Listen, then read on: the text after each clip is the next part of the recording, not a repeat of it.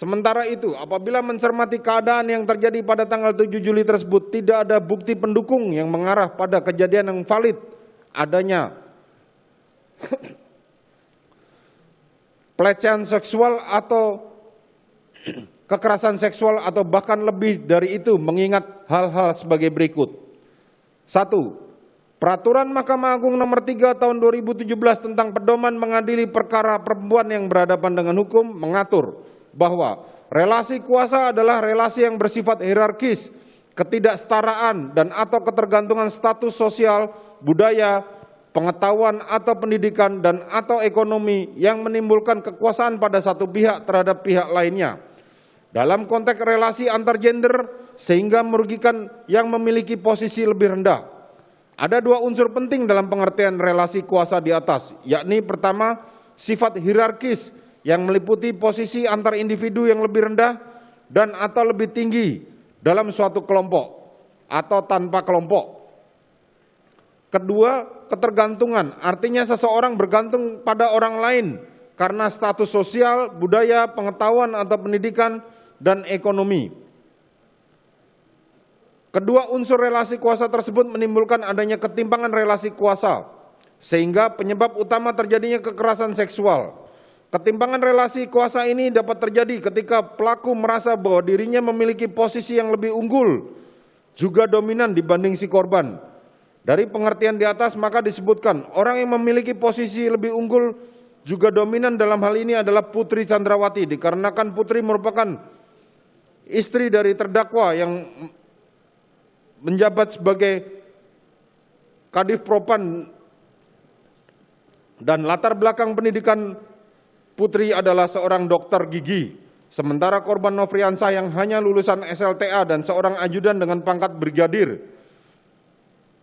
yang ditugaskan untuk sebagai ajudan terdakwa untuk membantu Putri Chandrawati baik sebagai supir maupun tugas-tugas lainnya.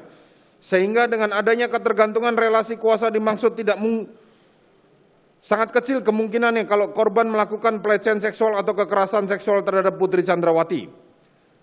Tidak adanya fakta yang mendukung Putri Chandrawati mengalami gangguan stres pasca trauma, post traumatic stress disorder, akibat pelecehan seksual atau perkosaan. Pelecehan seksual dan perkosaan terjadi biasanya dikaitkan dengan relasi kuasa. Ketika pelaku mempunyai kekuasaan yang lebih daripada korban, kekuasaan dapat berupa posisi pekerjaan yang lebih tinggi, kekuasaan ekonomi, kekuasaan jenis kelamin yang satu terhadap jenis kelamin yang lain, jumlah personal yang lebih banyak, dan lain sebagainya.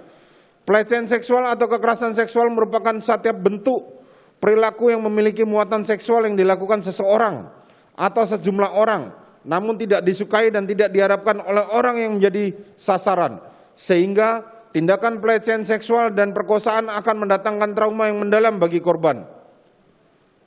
Korban pelecehan seksual dan perkosaan dapat mengalami stres akibat pengalaman traumatis yang dialaminya. Sebagaimana disebutkan dalam jurnal ANAF volume 1 nomor 2 Desember 2016 halaman 188. Proses pemulihan korban kekerasan seksual akan melewati beberapa tahapan dengan menggunakan 5 tahapan kesedihan yang umum digunakan sebagai teori pemulihan diri pada diri korban, tidak selalu melewati setiap tahapan. Oleh Ilenis dan Handadari 2011, Journal of Unair, Insan Media Psikologi.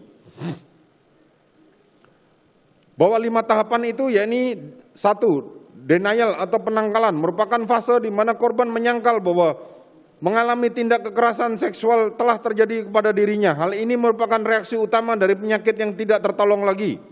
Penolakan biasanya pertahanan diri yang bersifat sementara, yaitu dengan perasaan tidak percaya, tidak menerima bahwa dirinya mengalami kekerasan seksual. 2. Anger atau kemarahan merupakan fase saat korban mengalami tindak kekerasan seksual menyadari bahwa penolakan yang tidak dapat dipertahankan lagi. Penolakan muncul dalam rasa marah, benci, dan iri. Ini terjadi karena individu menyadari kenapa dirinya yang mengalami tindak kekerasan seksual bukan orang lain. Kemarahan itu diproyeksikan kepada perawat, dokter, keluarganya, dan juga Tuhan. 3. bargaining atau penawaran merupakan tahapan ketiga korban tindak kekerasan seksual mengembangkan harapan sebagai mekanisme pertahanan diri. Individu melakukan tawar-menawar dalam arti berharap bahwa trauma ini bisa hilang dengan sendirinya. 4. Depresi merupakan tahapan keempat di mana korban dalam fase ini menjadi pendiam, menolak orang lain dan banyak merenung. Usaha-usaha untuk memperbaiki dirinya dapat membuat korban masuk ke dalam kondisi depresi. Pada dasarnya, kekerasan seksual yang terjadi pada korban kekerasan akan menimbulkan dampak negatif bagi dirinya, salah satunya yaitu depresi. Pada proses ini, korban kekerasan seksual tidak hanya menerima dampak secara fisik saja, tetapi juga dampak mental, yaitu dampak depresi yang ditunjukkan seperti kasus di atas.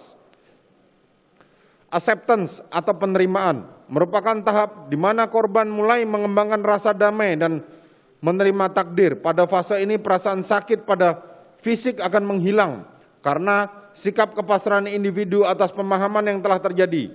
Setelah korban mencapai tahap penerimaan, barulah dapat terjadi perkembangan yang positif. Tahap penerimaan ini terjadi apabila korban kekerasan seksual sudah dapat mengendalikan dirinya sendiri, menjalankan aktivitas sehari-hari seperti biasanya tanpa adanya rasa tidak nyaman dan sudah menerima kejadian yang pernah dialaminya. Menimbang bahwa berdasarkan keterangan saksi Riki Rizal Wibowo pada saat saksi menemui Putri Chandrawati di rumah Magelang, Putri menanyakan di mana korban. Dan begitu saksi bertemu korban, langsung saksi ajak naik ke lantai 2 dan saksi hadapkan ke hadapan Putri Chandrawati.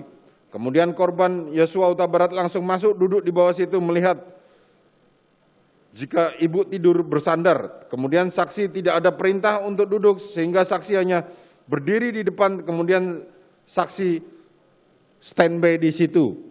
Hingga beberapa lama kemudian saksi turun bersama korban Nofriansah Yosua Huta Barat. Bahwa dari pengertian gangguan stres pasca trauma, post traumatic stress disorder, dan tahapan proses pemulihan korban kekerasan seksual yang di atas, perilaku Putri Chandrawati yang mengaku sebagai korban justru bertentangan dengan profil korban menuju proses pemulihan. Tindakan Putri Chandrawati memanggil dan menemui almarhum Nofriansah Yosua Huta Barat di kamarnya adalah terlalu cepat untuk seorang korban kekerasan seksual terhadap pelaku kekerasan seksual tersebut. Trauma akibat tindak pidana kekerasan seksual, proses pemulihannya membutuhkan waktu yang cukup panjang. Tidak bisa sekejap mata. Bahkan tidak jarang ada korban yang menyerah sehingga mengakibatkan korban mengakhiri hidupnya. Sehingga sangat tidak masuk akal dalih korban kekerasan seksual yang disampaikan oleh Putri Chandrawati tersebut. 3. Berdasarkan keterangan ahli Aji Febrianto Arosyed yang berpendapat bahwa pada pokoknya pada saat pemeriksaan poligraf Putri Chandrawati menyampaikan berkenan diperiksa dan ahli menyodorkan surat persetujuan. Kemudian Putri Chandrawati menyetujui surat persetujuan tersebut dan setelah dilakukan pemeriksaan diperoleh hasil minus 25, terindikasi minus, terindikasi berbohong terhadap pertanyaan yang diajukan kepadanya.